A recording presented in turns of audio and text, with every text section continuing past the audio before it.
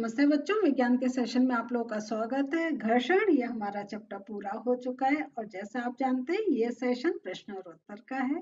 चलिए स्टार्ट करते हैं। रेडी? चलिए आज का पहला प्रश्न पढ़ते हैं। आपको रिक्त स्थानों की पूर्ति करनी है। बताएं, घर्षण एक दूसरे के संपर्क में रखी दो वस्तुओं के पृष्ठों के बीच डैश का विरोध करता है। किसका विरोध करता है? गति का विरोध करता है। Very good. घर्षण पृष्ठों के डैश पर निर्भर करता है। किस पर निर्भर करता है? पृष्ठों के खुरदुरेपन पर निर्भर करता है। घर्षण से डैश उत्पन्न होती है। ये तो आता है ना, गर्मी उत्पन्न होती है या आप कह सकते हैं ऊर्जा उत्पन्न होती है। कैरम बोर्ड पर पाउडर छिड़कने से घर्षण अधिक होता है या कम होता है? जरा सोचिए। अधिक होगा तो क्या होगा? नहीं मूव कर पाएगी, और कम होगा तो मूव कर पाएगी। हमें क्या चाहिए? कम मिले, जैसे वो मूव हो पाए। तो ये हम कहते हैं कैरम बोर्ड पर पाउडर छिड़कने से घर्षण कम हो जाता है। सर्पी घर्षण स्थैतिक घर्षण से, याद आ गया ना, हमने करा था, कम होता है। Very good. चलिए आगे देखते हैं। चार बच्चों को लोटनिक, स्थैतिक तथा सर्पी घर्षण के कारण बलों को घटते क्रम में व्यवस्थित करने के लिए कहा गया। उनकी व्यवस्था नीचे दी गई है। सही व्यवस्था का चयन कीजिए। तो बताएं बच्चे, इसमें हम क्या आंसर देंगे कि चार बच्चों को लौटने, स्थैतिक तथा सर्पी घर्षण के कारण बलों को घटते क्रम में व्यवस्थित करना है। तो याद रखें, आपको घटाते हुए करना है। तो कौन सा सबसे कम किस में मिलता है? लौटनिक में मिलता है। लेकिन जैसे ही आप देखेंगे लौटनिक, तो इसमें हमें दो पॉइंट मिल रहे हैं। पहले स्थैतिक सर्पी है और सर्पी स्थैतिक है। अब बताएं इन दोनों में कौन सा ठीक है? पहचान लिया आपने? चलिए कौन सा है? स्थैतिक, सर्पी और लौटनिक। क्योंकि हमें क्या देखिए, ध्यान रखिएगा, हमें जो घर्षण है उसको घटते क्रम में लगाना है। तो अलीदा अपनी खिलौना कार को संगमरमर के सूखे फर्श, संगमरमर के गीले फर्श, फर्श पर बिछे समाचार पत्र तथा तौलिए पर चलाती है। कार पर विभिन्न पृष्ठों द्वारा लगे घर्षण बल को बढ़ता क्रम होगा। तो किसमें आपको सबसे अधिक घर्षण बल मिलेगा? तो हमें सबसे अधिक, सबसे ऐसे में एक बहुत आसानी होती है कि हम पहले ये सोच लें कि मैक्सिमम किस में मिलेगा हमें घर्षण। तो मैक्सिमम अगर हम इस सब में देखें तो तौलिए में मिलेगा, क्योंकि उसमें काफी रफ सरफेस रहता है। तो बस तौलिया, और कहीं हमें लास्ट में नहीं दिखाई दे रहा है। तो आंसर पहचान गए आप? चलिए मार्क कर लेते हैं, हमारा फर्स्ट आंसर ठीक है। मान लीजिए आप अपने डेस्क को थोड़ा झुकाते हैं, उस पर रखी कोई पुस्तक नीचे की ओर सरकना आरंभ कर देती है। इस पर लगे घर्षण बल की दिशा दर्शाइए।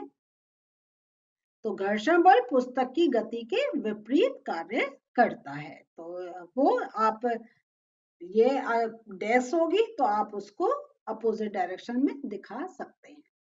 मान लीजिए दुर्घटनावश साबुन के पानी से भरी बाल्टी संगमरमर के किसी फर्श पर उलट जाए। इस गीले फर्श पर आपके लिए चलना आसान होगा या कठिन? अपने उत्तर का कारण बताइए।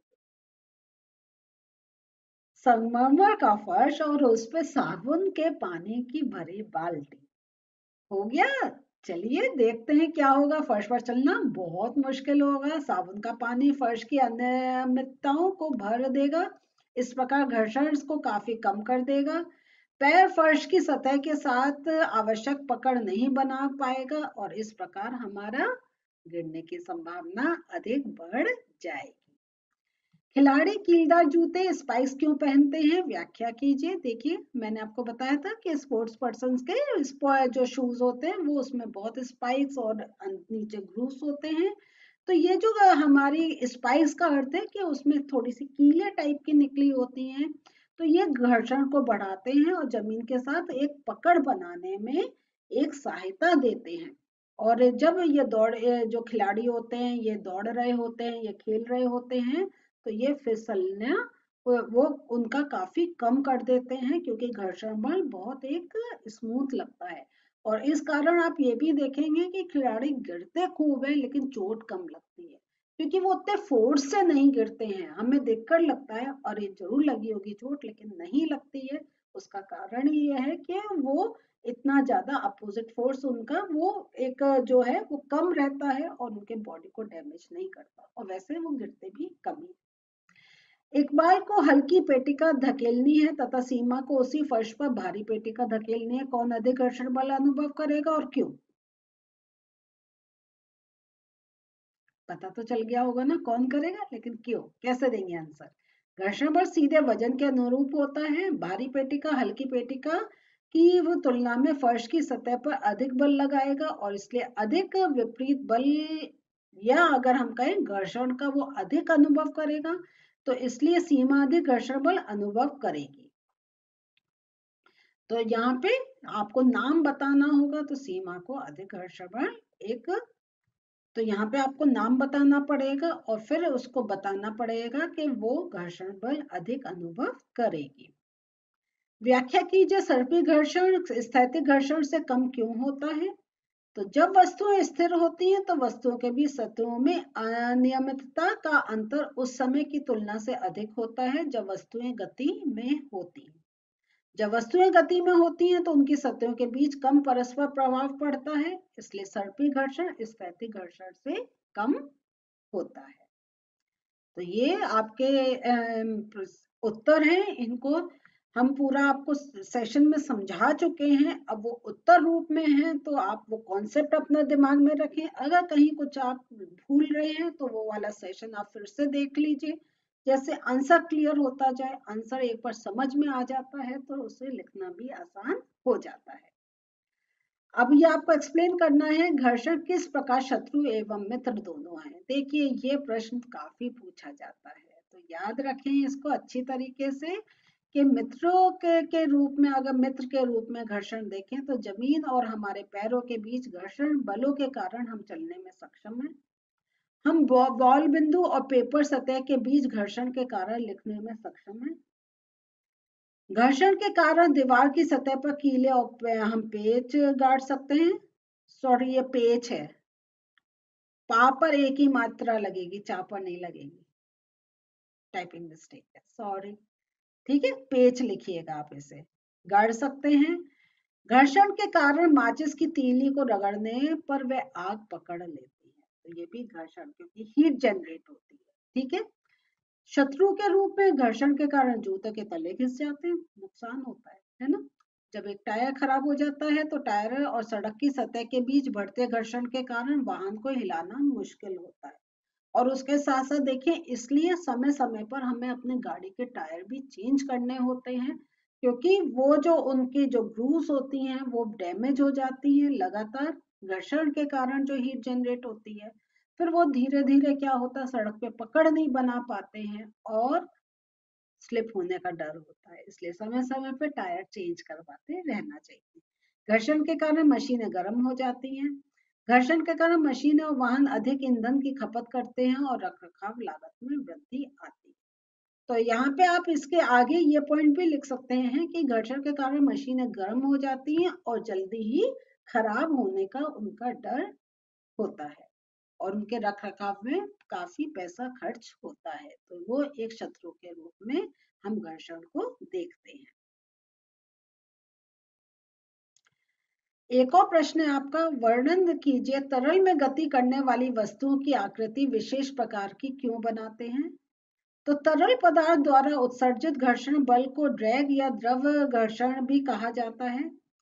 वायु द्रव घर्षण को दूर करने या कम करने के लिए वस्तुओं के अंग इसकी सतह को कम करते हैं, यानी कुछ समय में गोलाकार आकार या चिकनी सतह के साथ अन्य सुव्यवस्थित आकार। हवाई जहाज जेट बारिश की बूंदों ने हवा के खिंचाव को कम करने के लिए घुमावदार सतह को व्यवस्थित किया है।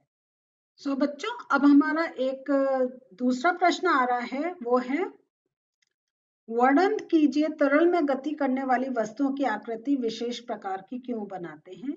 वायु अत्यंत हल्की तथा विरल होती है तथा फिर भी गति करने वाली वस्तुओं पर घर्षण बल लगाती है। इस प्रकार तरल भी, ये तरल है, बड़े आ की मात्रा नहीं है।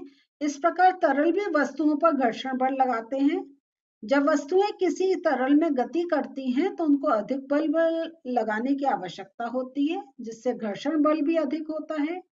इसलिए तरल में गति करने वाली वस्तुएं जैसे नाव, जहाज आदि को एक विशेष प्रकार की आकृति दी जाती है कि कम बल लगाने की आवश्यकता पड़े। और आप ये चाहें तो ये आप एक लाइन और ऐड कर सकते हैं कि उनकी आकृति वो इन अवस्थाओं में जो रहते हैं, जो जैसे जल में जो प्राणी रहते हैं या जो आकाश में जो प्राणी उड़ते हैं, उनके इसके समान ही उनके जो ये जो वस्तुएं होती हैं उनको आकृति दी जाती है। तो आप ये लाइन चाहें तो ऐड कर सकते हैं। तो बच्चों, आज के सेशन में हम लोगों ने सारे प्रश्न उत्तर देख लिए और चैप्टर भी कंप्लीट हो गया है। अब आपका काम है रिवाइज करना और समझना। मिलते हैं नेक्स्ट सेशन में एक नए पाठ के साथ। बाय।